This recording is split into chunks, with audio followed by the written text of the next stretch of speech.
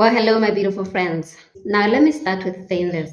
No one really holds my attention longer than someone who is very passionate about Africa and its people, about its culture, about the history, that type of thing.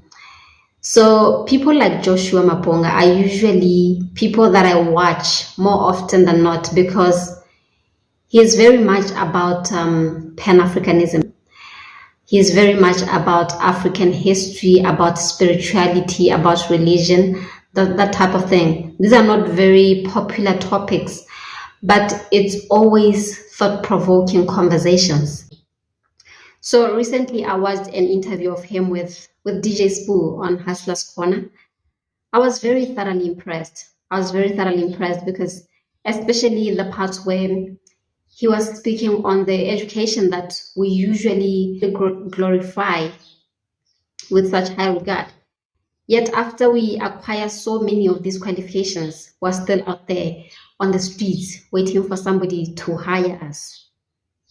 He said, usually we are obsessed with the number of qualifications. We're obsessed with the number of qualifications that we have on our wall and the institutions that we've been to.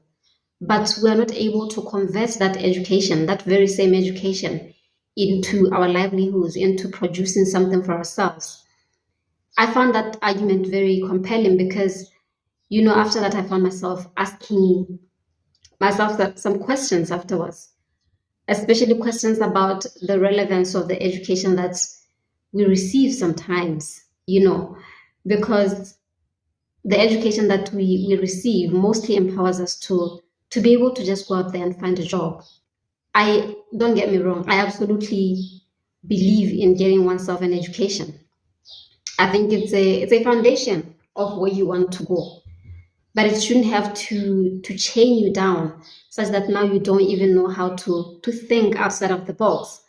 It should be a foundation, but you should also be able to get to a point where you can still think for yourself and still be able to know how to use that information or use that education for your own livelihood.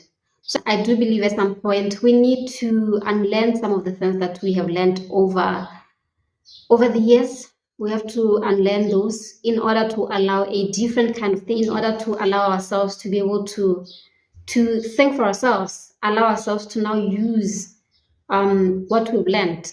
Imagine having to take something like a pandemic for a whole nation to realize that when the world closes down its borders, we cannot even feed ourselves. When the truck drivers who bring in food from outside into the country, when they go on a strike, the food shelves in the shops, they go on empty. And even worse, for a whole continent to realize that when something like a pandemic erupts, there is not a single research center within our soil with scientists that are confident enough to want to take a shot at making a vaccine. It's a big problem. It's a big problem. And, listening to people like Joshua Maponga definitely helps with starting a mindset shift. How do I move from all these qualifications on my wall to now reimagining my world? And like the man said, no one has ever left a degree for their children. A degree cannot be left as a legacy. And talking about education, let's talk about one of the costs that we really cannot afford in the near future or even in the far future. And that is one of identity crisis. We certainly have a high appetite for Western culture and Western civilization and a preference for private schools where the medium for learning is strictly English, thinking that we want quality education for our kids, of course. Now, the formative years of our kids become inundated with all things English. Then they end up struggling to communicate with their grandparents at home. At some point, we had to make a conscious decision to move our child from private school to government school after realizing that he could not pick up his mother tongue. We definitely were making a cautious effort to speak Setswana at home with the kids, But it wasn't really helping because, let's face it, once a child starts school, it takes up a whole chunk of where their learning comes from. So here we are, speaking both English and Setswana very well, but the kids can only speak English. So we decided we were going to do a move from private school to government school and have a tutor on the side to assist with extra learning. To me, it was a case of this child one day will grow up and he's going to probably struggle to belong somewhere if he can't even speak to his own family. And imagine, even as parents, at some point we'll be grown up, we are going to grow up and start running out of all these English bundles to use 24/7. And having to keep up with grandkids who can only speak to you in English. That would be horrible. That would be just a disaster. Being able to speak one's mother tongue is something to be very proud of.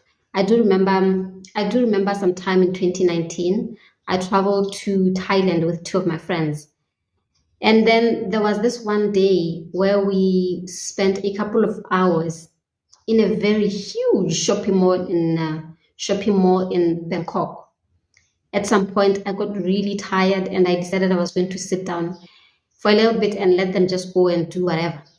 So while I was sitting there, surrounded by a high density of Asian people moving up and down around me, I heard two people. They walked past me quickly. I didn't see them, not far from where I was seated. And they were speaking very fluent Setswana, very fluent Setswana. I didn't see them. I just heard them. And I knew immediately they were from my home country. Immediately. And I knew specifically because the Setswana that we speak here in BW and that one of Mzansi is very different. It's very different. So that moment was very beautiful for me because here I was on the other side of the world. And that split second moment with those two ladies who didn't even see me walking past me reminded me of home, man. It reminded me of home. It reminded me that I belong with a group of people somewhere on the other side of the world. Being able to recognize each other by the language that we speak is very beautiful.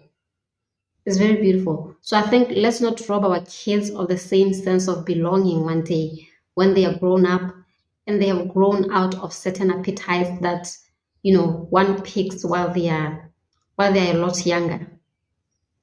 So if we are going to continue taking our kids to private schools, let's make a conscious effort to speak to our kids in their mother tongue. So I appreciate having people like Joshua Maponga who are very liberal with their knowledge and educating us. I even bought his latest book, African Questions and Solutions. Hopefully I'll be able to go through it sooner rather than later. And I'll probably do a brief review of it when I'm done. All right, my friends, just some food for thought. Let's be encouraged to continue learning and break into unfamiliar territories. And growth is a lifelong journey. I'll see you again very soon.